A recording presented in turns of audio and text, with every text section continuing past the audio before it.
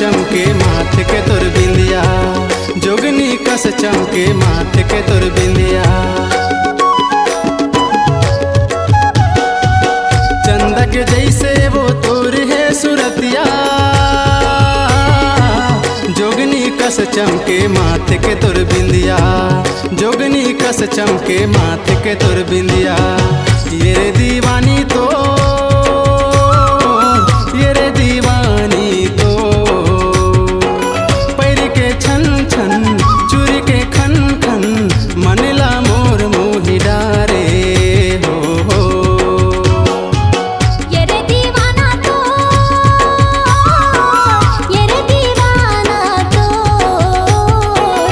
ऐसे तो देखना मीठ मीठ बोलना, मनला मोर मोहि डारे हो। ये रे दीवानी तो, ये रे दीवानी तो, ये रे दीवाना तो,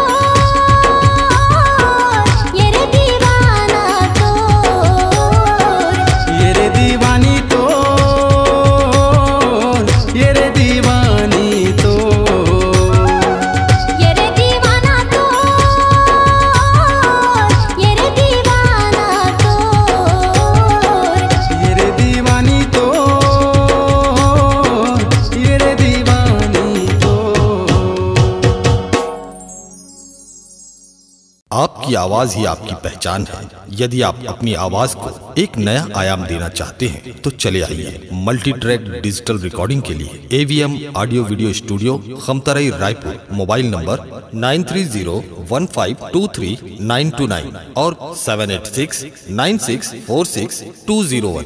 यदि आप नए एवं पुराने गीत सुनना चाहते हैं तो avmgana.com में जाकर गाना फ्री डाउनलोड करें और YouTube चैनल में AVM गाना और KK कैसेट्स को सब्सक्राइब करें।